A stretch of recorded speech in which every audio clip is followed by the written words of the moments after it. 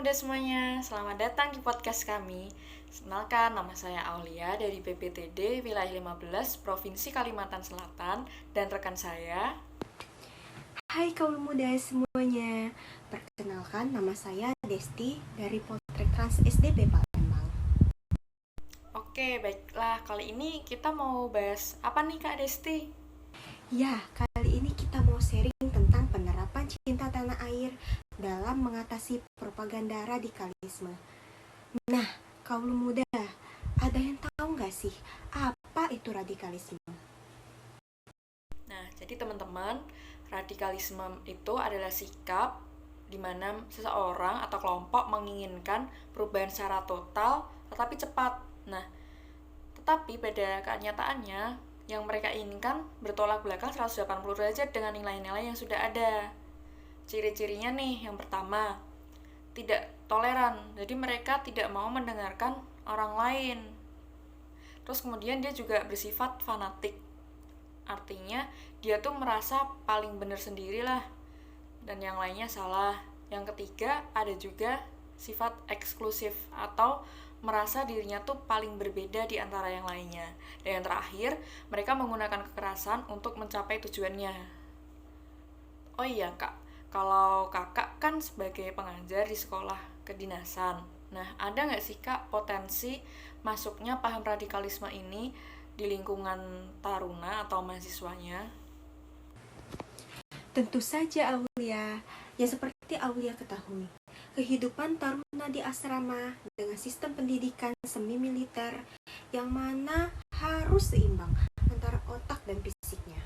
Mungkin ada beberapa yang memiliki tekanan, apalagi sehari-hari harus berada di asrama, tidak bisa setiap hari pegang handphone.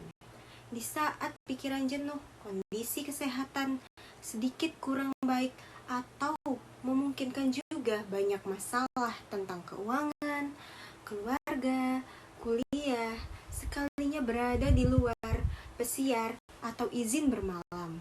Terus pegang handphone dan ketemu orang banyak. Tidak menutup kemungkinan dengan mudahnya menerima propaganda radikalisme yang tidak bisa difilter oleh taruna tersebut. Nah, berarti bahaya banget ya kak. Bahaya banget nih teman-teman. Apalagi ketika saat kita sedang kacau-kacaunya, kemudian kita ketemu orang yang salah nih. Jangan sampai lah ya kita ada di posisi yang seperti itu.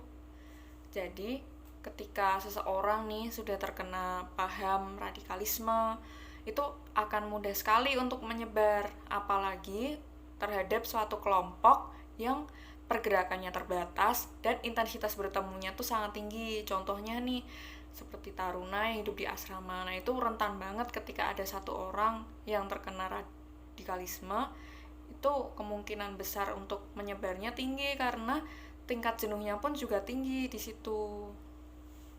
Benar sekali. Maka dari itu, kita harus bisa saling menjaga satu sama lain. Dan jangan sampai paham radikalisme ini berkembang menjadi radikal terorisme. Radikalisme aja udah serem ya kak, apalagi kalau berkembang jadi radikalis terorisme. Tahu nggak teman-teman apa itu radikalis terorisme? Nah, radikalis terorisme itu bahkan mengatasnamakan agamanya sebagai senjata politik untuk menyerang kelompok lain yang berbeda pendapat dengannya. Saat ini perlunya pemahaman rasa cinta tanah air dalam memerangi propaganda radikalisme, yakni salah satunya rasa memiliki NKRI. Sebagai contoh, sederhananya yang bisa diterapkan yaitu mencintai produk lokal, mengikuti upacara, menghormati dosen dan teman-teman, dan menjaga fasilitas umum. Pihak kampus juga sudah mengadakan latihan kepemimpinan yang bertujuan agar bisa saling menjaga dan saling melengkapi demi tujuan yang ingin dicapai.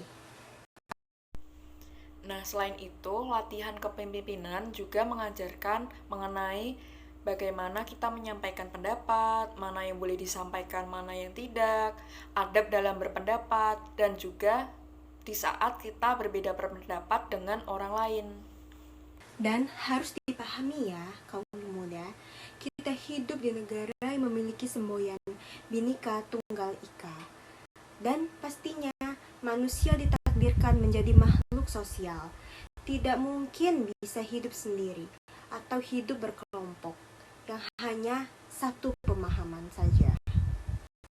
Nah, bener Kak, meskipun Indonesia menjamin kebebasan berpendapat, apakah yakin dengan hidup sendiri bisa terjamin keamanannya dari propaganda seperti radikalisme? Belum tentu loh teman-teman. Bahkan justru apatislah atau hidup sendirilah itu yang memiliki potensi besar untuk disusupi radikalisme, terorisme, dan paham-paham yang lain. Sikap apatis malah menjauhkan diri kita dari rasa peduli, dari rasa kritis terhadap hal-hal baru yang datang di hidup kita. Nah, maka dari itu, kenapa taruna diajarkan hidup saling peduli dan tidak apatis di dalam asrama? Supaya taruna bisa saling menjaga, peduli terhadap diri sendiri maupun sesama.